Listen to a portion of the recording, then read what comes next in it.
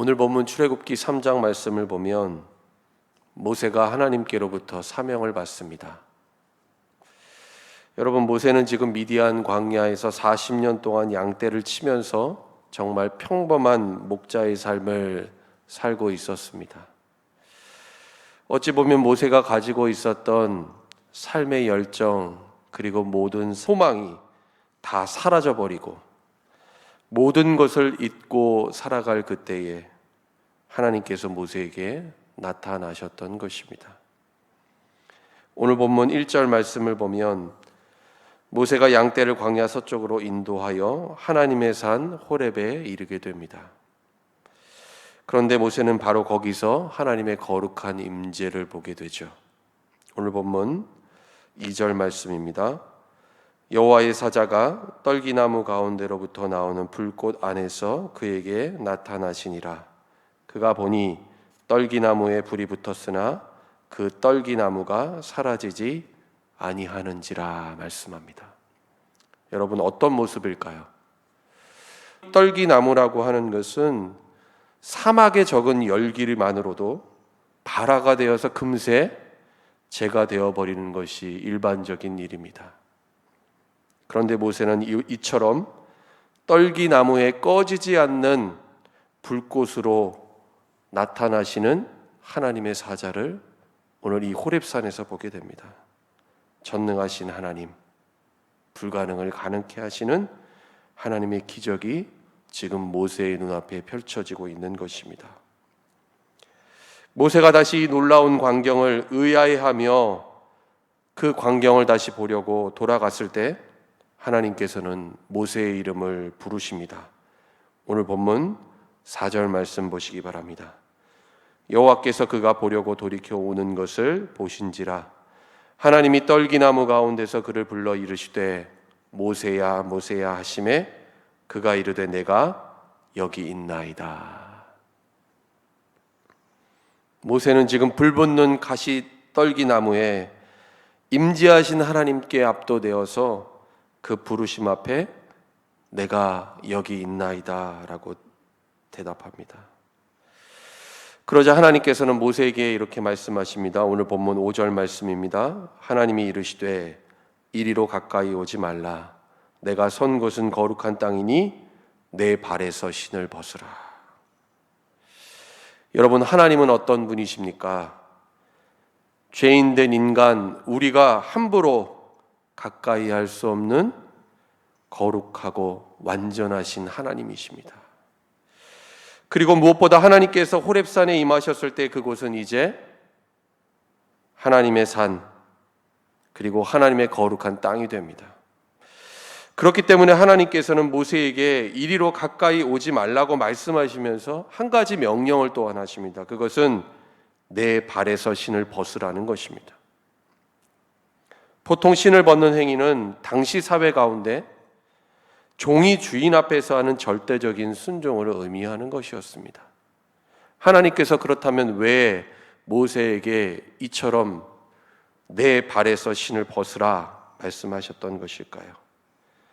이것은 지금 모세가 하나님의 은혜가 아니면 거룩하신 하나님 앞에 결코 나아갈 수 없다라는 것을 하나님께서 모세에게 나타내시는 상징적인 행위라고 볼 수 있습니다. 이런 모세에게 하나님께서는 하나님이 어떤 분이신지 하나님 자신의 정체를 오늘 본문 6절 말씀에 다음과 같이 밝히고 계십니다. 6절 말씀 읽겠습니다. 또 이르시되 나는 내 조상의 하나님이니 아브라함의 하나님, 이삭의 하나님, 야곱의 하나님이라. 모세가 하나님 배웠기를 두려워하여 얼굴을 가리매. 여러분, 하나님은 어떤 하나님이십니까? 아브라함과 이삭과 야곱의 하나님이십니다. 하나님께서 아브라함과 이삭과 야곱의 하나님이시라는 것은 하나님이 이 믿음의 조상들과 언약을 맺으셨고 또 그 언약을 지키시는 하나님이 되신다라는 것을 뜻합니다. 그런데 무엇보다 중요한 사실은 이와 같은 언약의 하나님께서 지금 모세의 하나님, 모세와 함께 하시는 바로 그 하나님이 되어 주신다라는 것입니다. 어찌 보면 모세는 40년이라는 광야의 세월을 보내면서 이와 같은 하나님의 언약을 잊은 채 살았습니다. 그럼에도 하나님께서는 하나님의 백성들과 맺은 언약을 지키시고 하나님의 때에 하나님의 방법으로 성취하시는 하나님이심을 우리는 오늘 본문의 말씀을 통해 보게 됩니다. 이에 모세는 하나님의 거룩한 존전에서 두려움 가운데 자신의 얼굴을 가립니다. 그리고 이제 하나님께서는 모세에게 그가 본격적으로 감당해야 할 사명에 대해서 다음과 같이 말씀하고 계십니다. 그런데 오늘 하나님께서 모세에게 주신 이 사명은 모세 한 사람, 한 개인과 관련된 것이 아니었습니다. 이스라엘 백성 전체의 운명이 달려있는 너무나도 중요한 일이었습니다. 7절 말씀을 보면 하나님께서는 애굽 땅에 있는 이스라엘 백성들의 고통을 보고 듣고 알고 계셨습니다. 여러분, 우리는 하나님의 존재를 쉽게 잊어버립니다. 그리고 때로는 하나님을 포기할 때도 많습니다. 그러나 하나님께서는 우리를 결코 잊지 않으시고 우리를 포기하지 않으신다라는 것이죠. 이스라엘 백성들을 향한 하나님의 사랑, 그리고 이들을 구원하시고자 하는 하나님의 계획과 하나님의 의지는 마치 광야에서 꺼질 줄 모르고 불이 붙어 있는 떨기나무와 같았다라는 것입니다. 하나님께서는 이제 때가 되었고 애굽에서 고통당하는 당신의 백성을 건져내어 하나님이 약속하신 땅으로 데려가겠다라고 모세에게 말씀하십니다. 이것이 분명한 하나님의 뜻이었고 하나님의 계획, 하나님의 마음이었습니다. 하나님께서는 오늘 본문 가운데 지금 모세에게 이와 같은 사실을 다 말씀하시면서 하나님의 이 놀라운 구원의 계획을 이루기 위한 도구로서, 사명자로서 지금 모세를 택하여 부르고 계십니다. 오늘 본문 9절과 10절 말씀 같이 함께 읽도록 하겠습니다. 이제 가라, 이스라엘 자손의 부르짖음이 내게 달하고 애굽 사람이 그들을 괴롭히는 학대도 내가 보았으니 이제 내가 너를 바로에게 보내어 너에게 내 백성 이스라엘 자손을 애굽에서 인도하여 내게 하리라. 아멘. 모세가 지금 있는 이 광야를 떠나 애굽에서 고통과 학대 가운데 있는 내 백성 이스라엘에게로 가라는 것입니다. 그리고 하나님께서는 모세에게 주신 사명을 분명하고 구체적으로 말씀하십니다. 그것이 무엇입니까?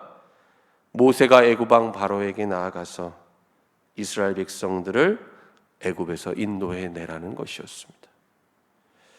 모세가 이와 같은 하나님의 부르심, 자신에게 주어진 사명을 들었을 때 모세가 처음 반응했던 그 모습은 어떤 것이었습니까? 한마디로 우리의 요즘 표현으로 우리가 비유해서 표현한다면 모세는 거의 멘탈 붕괴에 가까웠을 것입니다.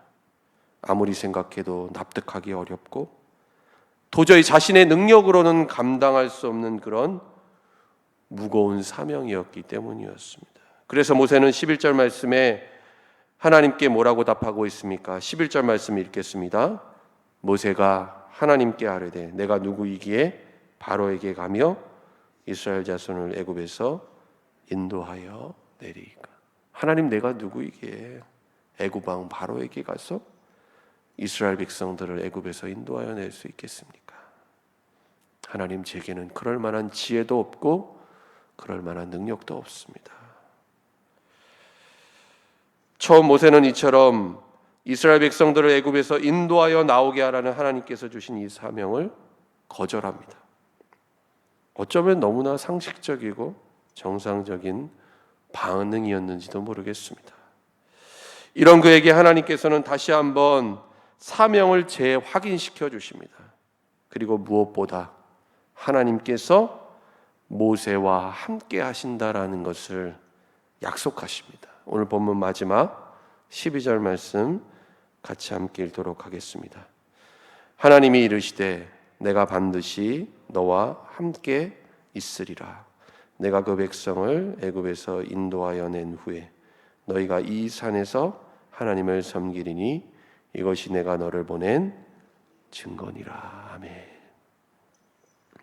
여러분, 하나님께서는 모세에게 내가 반드시 너와 함께 있으리라 말씀하십니다.